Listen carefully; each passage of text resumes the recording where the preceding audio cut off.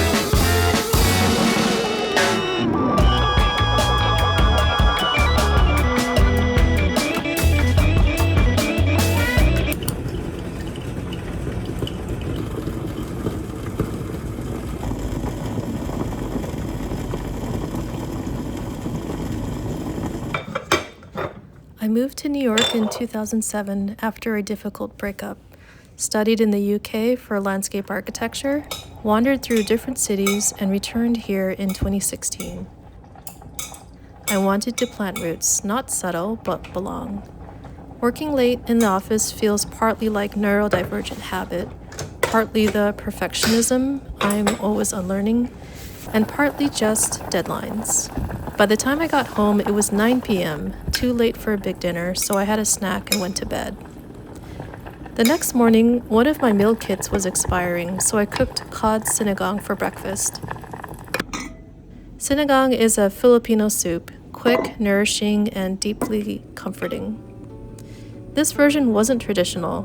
Cod, pre-cut vegetables, bouillon, fish sauce, tataputi vinegar, and it's done in 15 minutes.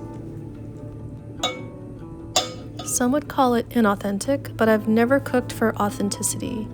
I cook to nourish, to fit my life, to experiment. If others enjoy it too, it becomes a glimpse into my inner world.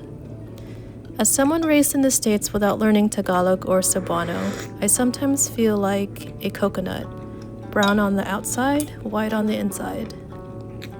But instead of shame, I see it as an invitation to embrace where I am while remaining curious about what I can learn. Cooking like this reminds me that identity is not fixed. It's flexible, like a broth you can season. Nourishing yourself, experimenting, honoring your needs, that's authenticity too.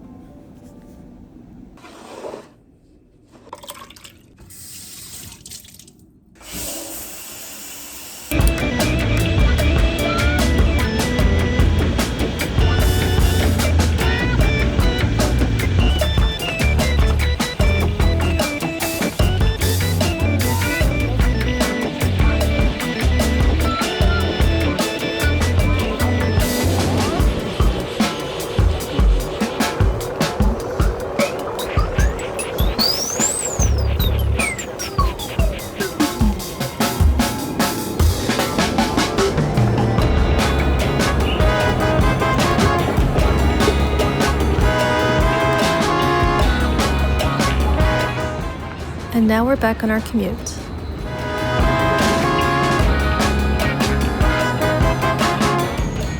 The hearty breakfast carried me through, enough to notice little things, like coworkers amused with Knicks figurines during the finals.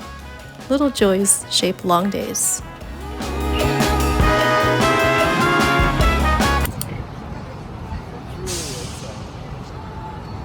Most days are deep in design sets, CAD, Photoshop, 3D models, but today I took a detour to Times Square, picking up cheesecakes for a birthday celebration at the office. I often volunteer for these tasks after hours. It gives me space, privacy, and a sense of control over the details. I'm picking up 3 cheesecakes for Leslie. They're 3 6-inch. I ordered it last weekend. Three cakes. Huh? I guess there's no writing Lately, on I've it. become the unofficial organizer of birthday desserts, not because it's glamorous, but because I remember people's birthdays. It started small. My old boss used to buy cakes, and I'd suggest fruit, flavors, or healthier options to match the person. Eventually, he handed me the role. At first, I thought I was just being overly enthusiastic, but I realized it connects to something deeper. Growing up with December birthdays, including my own near Christmas, in a Filipino family where celebrations were big, boisterous, and sometimes overwhelming. As an introvert, I learned to plan, anticipate needs, prepare the food, manage the chaos. Over time, that became a skill, catering to others while creating calm. What I once saw as just survival turned into a strength.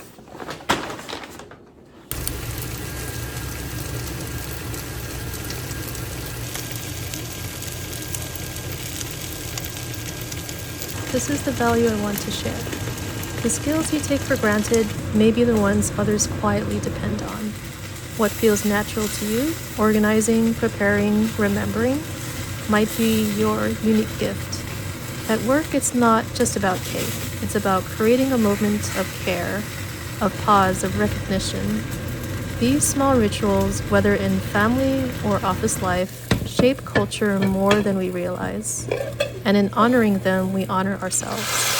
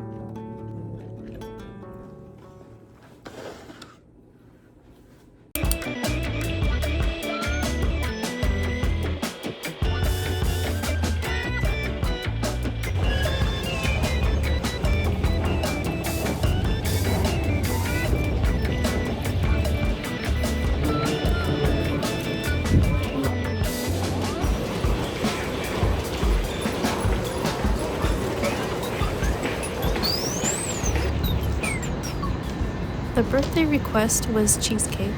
Some wanted fruit, others chocolate, and my boss has limited taste from COVID.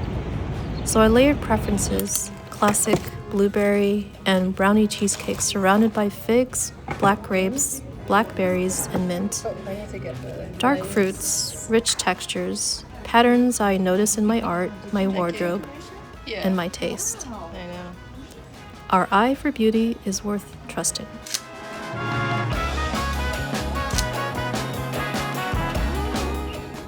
These small celebrations take energy, especially for an introvert. I plan in advance, like an architect, to protect my focus and prevent others from stepping over. Preparation isn't just control, it's energy management. By lifting the weight early, I lead quietly and create calm. Planning well is its own form of resilience and of love.